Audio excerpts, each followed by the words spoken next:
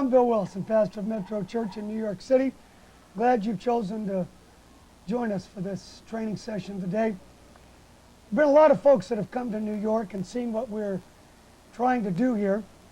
They've seen the 30 buses, the warehouse, and a lot of the things that we do multiple sessions with the kids where we pick up 1,000 kids at a time and have Sunday school for them. And so many of them that have come came and said, Bill, I'm just overwhelmed. There's takes so much. Seems like it takes so many resources to do what you're doing. And they've left, and I've been concerned because I don't feel like that we were able to share with them a lot of things that would help them to go back to their city and try to reach boys and girls for Christ. And then several years ago, we started working on a concept called Sidewalk Sunday School. And that's what we're going to be talking to you about today. We were able to take a truck, such as you see here, cut the side out so that the side of the truck actually becomes the stage, go into a neighborhood that is virtually untouched with the gospel, lower the stage, have the kids gather around, and actually do a Sunday school out in the neighborhood. Instead of bringing the kids to the location and be involved in all the ramifications that it takes to do that, we can actually take the Sunday school to them. And we worked at it, we prayed about it, we tried to come up with some kind of a way that it would be practical, not just for us here in New York City, but for folks all over America and now all over the world, to take this concept into where they live and where they're having their ministry and let it work for them. Being in the ministry 20 years, I've learned that it's so typical for Christians, particularly Christian workers, to try to reinvent the wheel. And the purpose of this video is to keep you, the watcher, from reinventing the wheel. We're going to take you from step one right down the line and show you what it's taken for us to develop this concept, utilize it, make it work, show you what we do, and then you in turn, hopefully, will take the concept and put it to use in your own area.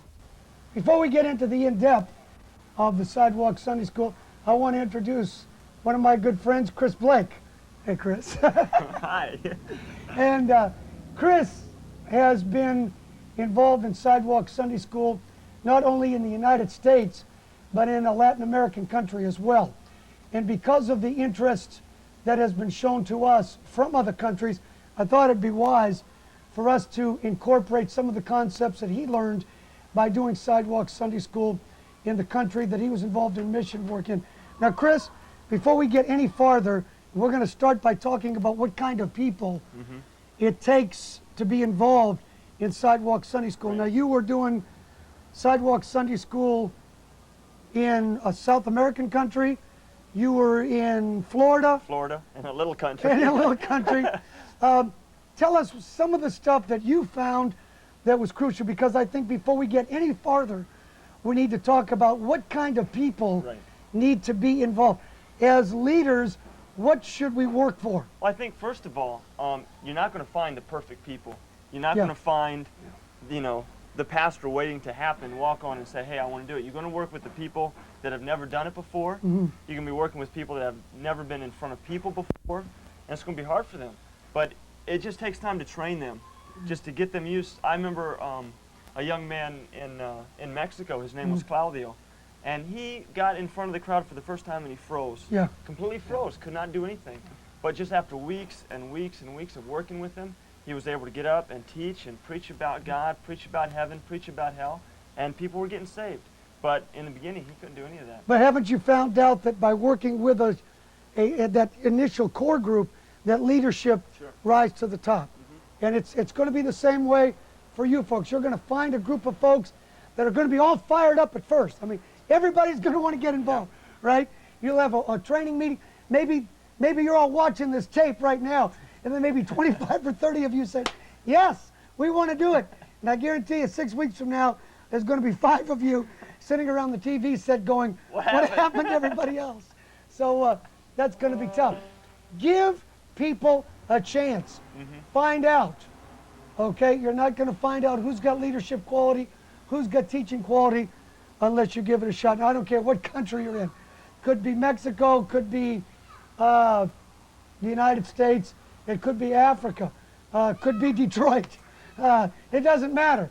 But leadership will rise to the top. You've got to have people that want to be faithful. That's I think that's key. got to be a prerequisite. Right. If you folks are not willing to be faithful every week, rain, shine, sleet, snow, there's going to be times it's going to get hot. And the last thing you're going to feel like doing is getting out, knocking on doors, standing out in the sun. That's why we're under this truck today, so we're not standing out in the sun. In the wintertime, obviously the Sidewalk Sunday School is limited to certain times of the year. If you're in a climate like Florida or California, you'll have an extended period of time.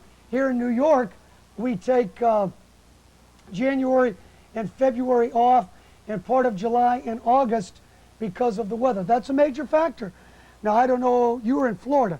How did you guys do it down there? Florida, we worked a lot with the poor kids, the Mexicans that lived in the camps. Right. And they just loved being out in the sun. Yeah. They'd sit out there and it was never any problem. We were doing one where it was pouring down rain and we still had a crowd of kids. Everybody was outside.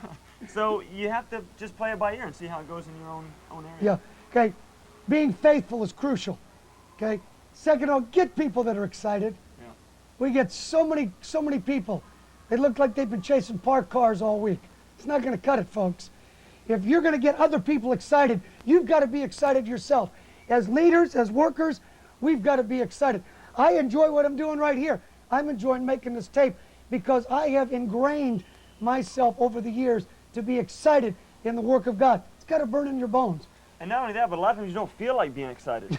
You just don't feel like it, Yeah. but you just have to say, hey, I'm going to be excited. Yeah. And if it takes standing on your head or doing a cartwheel, just be excited. Well, yesterday for us was a perfect example, and this totally is irrelevant to you that are watching, but it's great for us because yesterday is one of the hardest days that I think I've had in the ministry as far back as I can remember.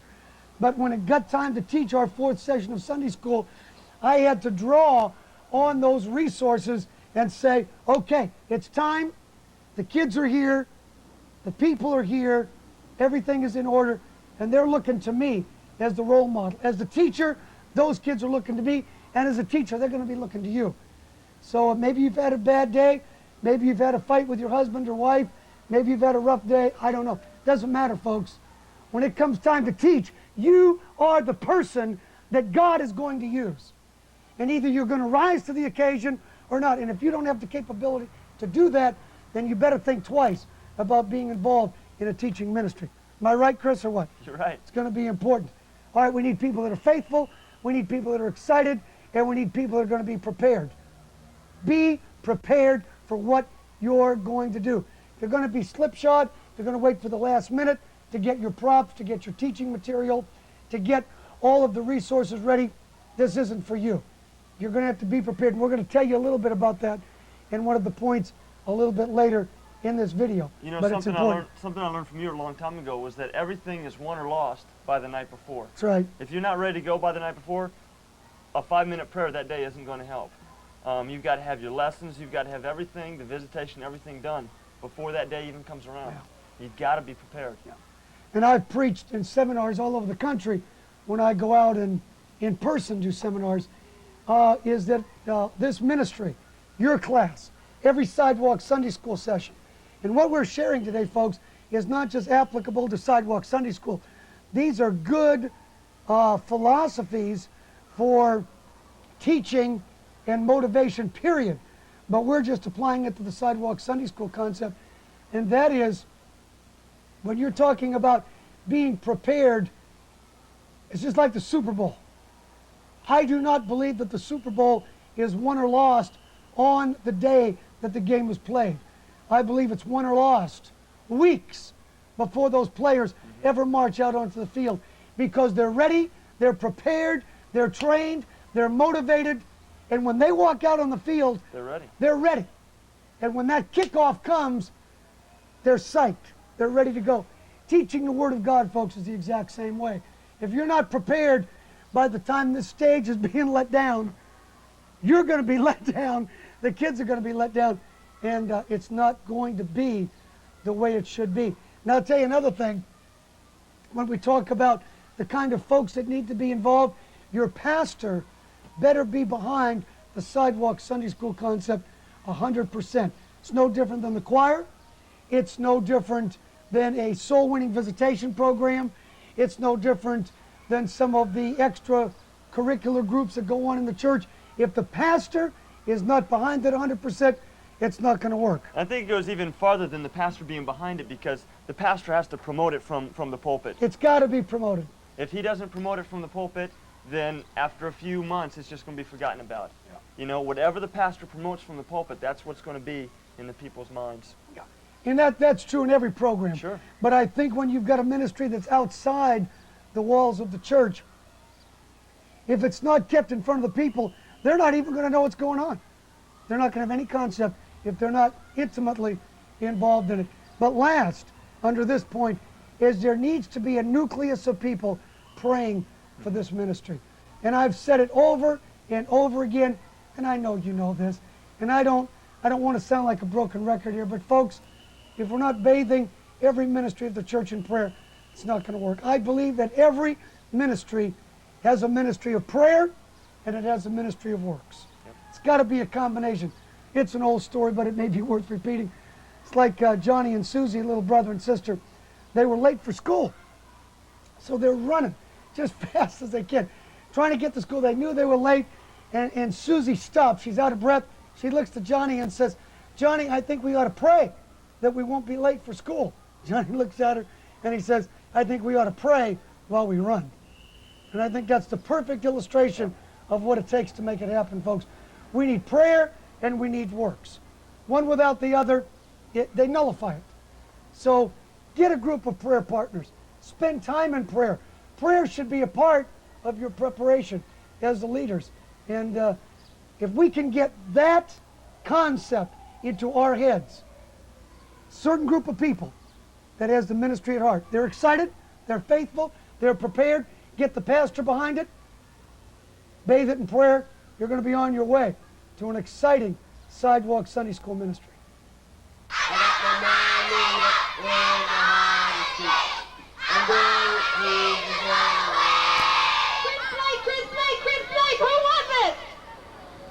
I was listening very, very carefully. My ears are clean. Oh, I didn't know that was in there. And I decided, out of everybody, cut that out. I was listening to front and in the back, and I decided that, you know who was the singing the loudest? It was the boys. It was the boys this time, Tina. The next point we want to talk about is location. Probably next to people, the location is probably the most crucial, I'd say. You can have a great setup, you can have the greatest teachers in the world, but if you're not in the right place, the kids aren't going to be there. A couple of things we're going to have to take into consideration here. When you're looking for the place to go, obviously you're looking for a high density of children. Start looking for areas where you know there are kids. Now, Chris, we want to talk about several things for the folks to look for. Right. What are some of the things in your experience that for somebody that's never done this before, they're going to be getting in their car, driving in a neighborhood, how are we going to know a high density of kids? First of all, you don't look for kids when they're in school. Okay, You makes look for them sense. when they're out of school. Okay. And kids congregate together. You can see them around the parks. You can see them, and parks are an excellent place to do it. You can see where they've worn bike paths. You know, where the lawns, the part, you know the part of town that I'm talking about, where all the lawns Yep. are all run over by the kids and their bikes. Okay, that's a good place to look. You can tell houses where there are a lot of kids where the screens are broken out. You know, kids don't live in the nice big houses that have the big pillars in front of it, okay? The kids live in a different part of town. And so there's a lot of signs like that, a lot of places you can look for kids.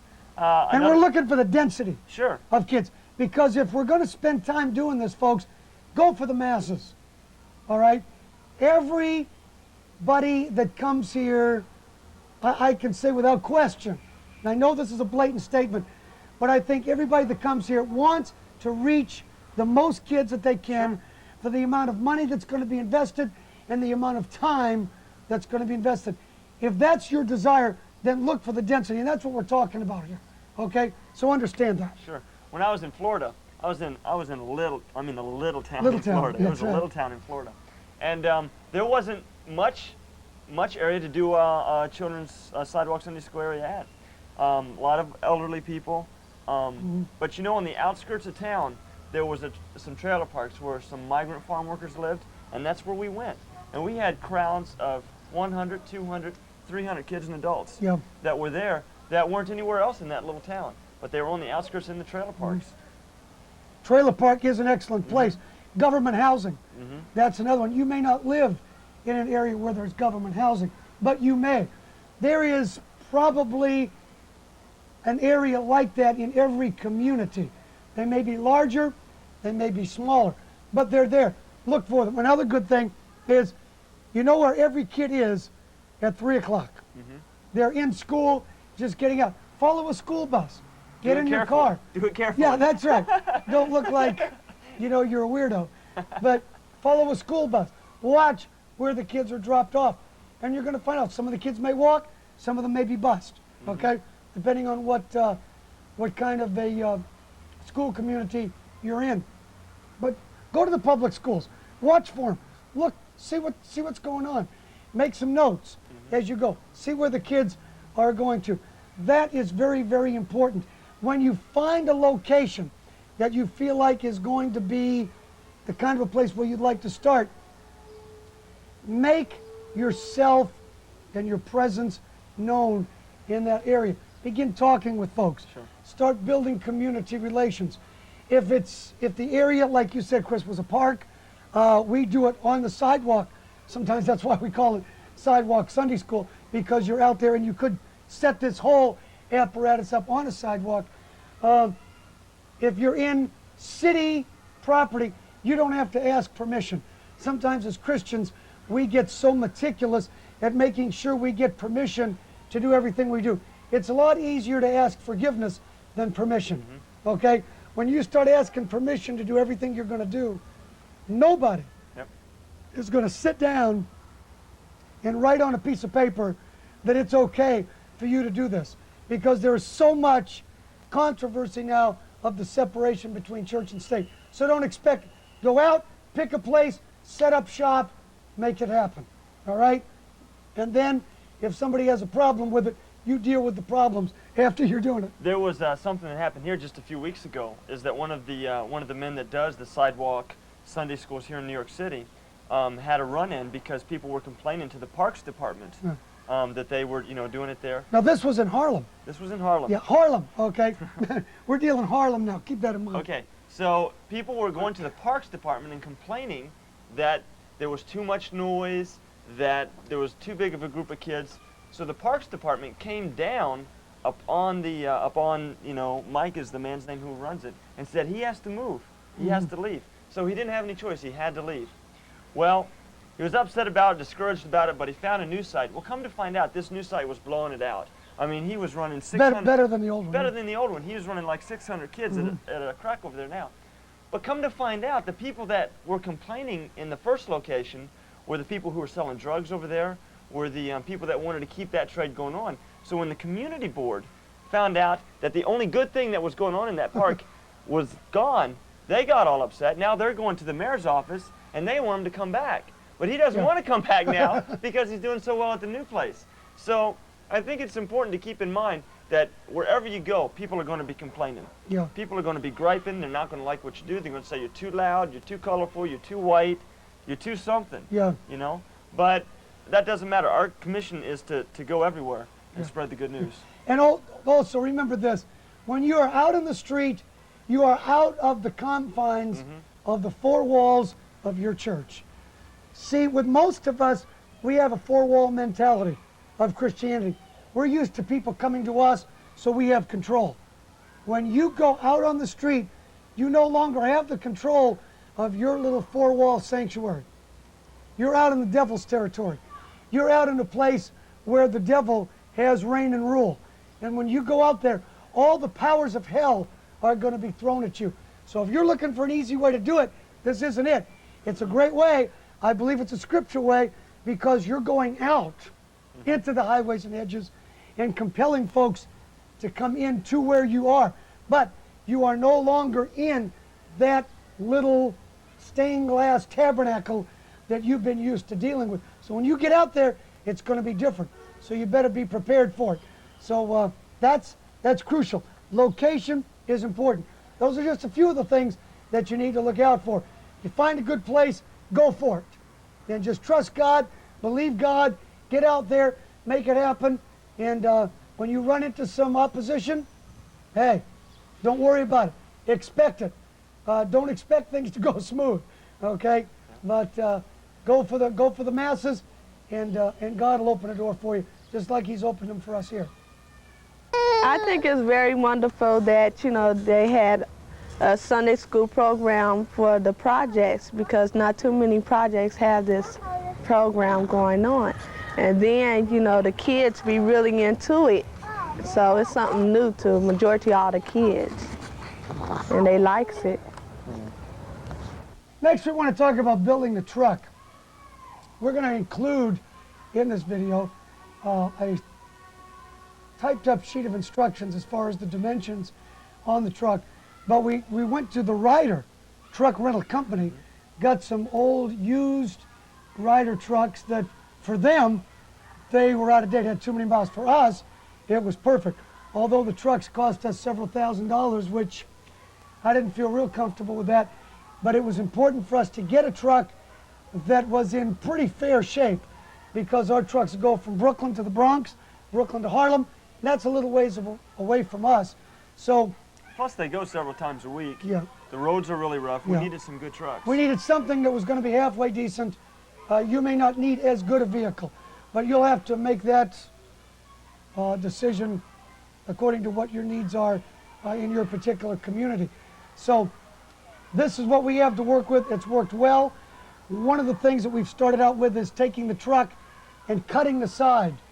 This becomes the stage. We have an electronic winch that is hooked up to power. It allows the side of the truck to go down. The legs come down. It works perfect. We put AstroTurf. We put cabinets. Some of you may be able to see some of those. Keeps all of the equipment, and they're sturdy, so that even when the truck is rolling down the street, one of the big mistakes I remember we made a long time ago, a truck turned the corner, and the cabinets were the kind that the doors would open very easily.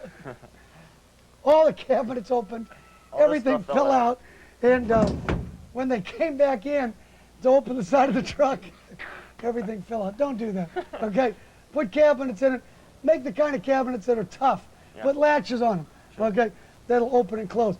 Next thing that's real important when you're building the truck is the sound equipment. Sure. A lot of people have asked me, how come you sound like you sound? How come your voice is like it is?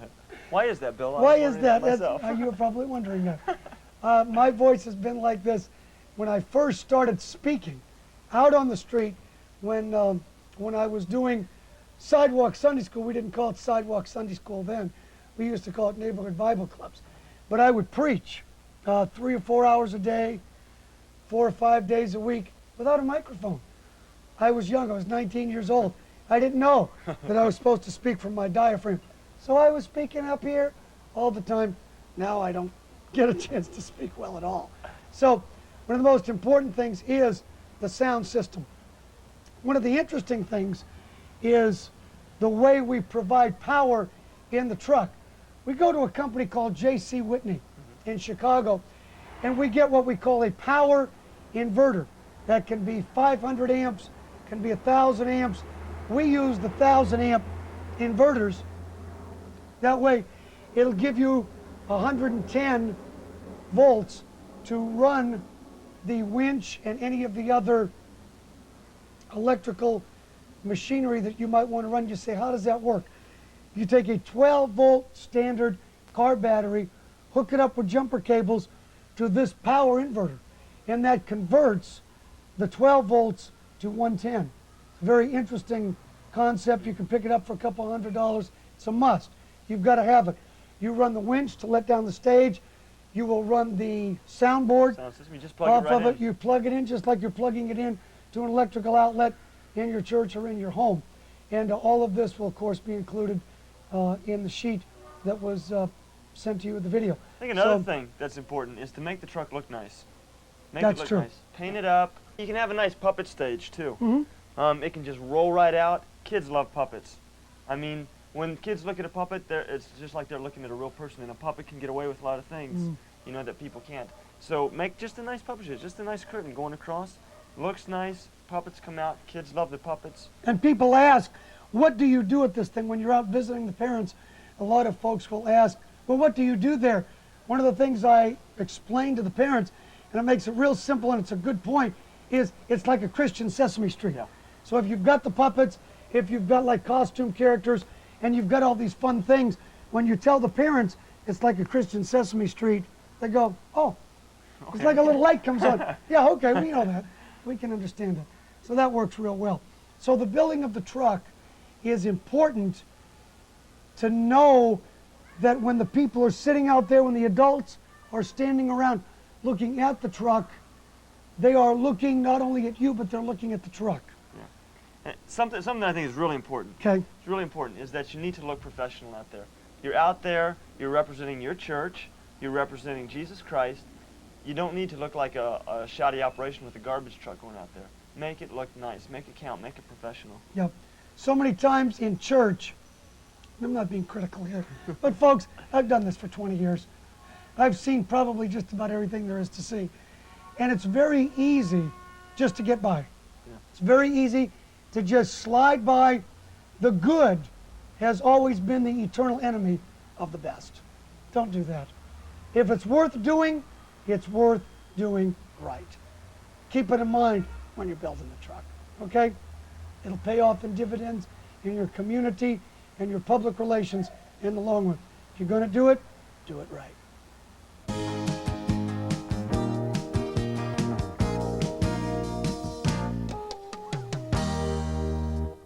You've got this really nice, beautiful truck here. You come to New York City and say, man, Bill, I'd really love to have a truck like this, but I got no money, got nothing, the pastor's not going to go for this, what am I going to do? Well, don't lose hope. There's a lot of things you can do. One of the funnest things that we ever did was we took an old bus, cut the side out of the bus, okay, and had made the stage that came out. It was a lot of fun. You could load up the kids, all your workers. You left some of the seats in the bus, load them up, take them. You used to do puppets out the window. Right, we do Right, puppets so it's kind out of the an window. automatic puppet show. Sure. If your pastor won't let you cut your only bus apart, what you can do, what we did in Florida was we only had one bus. We would put some of the tables, you know, the typical tables that every church has. We slid them right in the back door. When we went out to the site, we just pulled them out, set them up in front of the bus. Yeah. And that was our stage. I've seen that done before. Okay. Works excellent. Put the speakers in the windows, no problem. It works really well. There are a lot of alternatives you can use for a sidewalk truck. You don't need something elaborate. Obviously, this is the optimum. This is the best.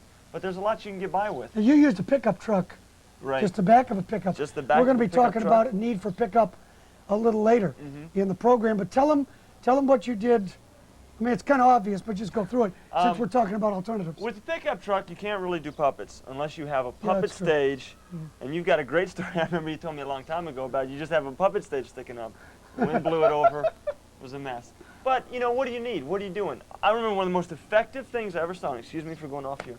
One of the most effective things I ever saw was I was on Times Square once, and I saw a man out street preaching. He was just street preaching, going at it, and people were walking right by him. Weren't paying him any attention. But I walked down another block in front of a really bad drug area, and there was a guy out there. He had a little pickup truck, and he was doing magic tricks on a table. And he was relating that to the gospel. He was making things disappear, talking about how, you know, this is how God makes your sin disappear. And he had a huge Got a crowd, sure. He had a crowd. You know, what are you going to take out to the people? That's the most important thing. If you want to use a table in the back of a pickup truck and some poster board stories, then you can do it. You can do it. And then, if you get really desperate, If you're really desperate, okay, the all-time, the thing that I've done, and I've never done this, folks. That's why he's talking about this part. one time, our sidewalk truck, we were using a mail truck,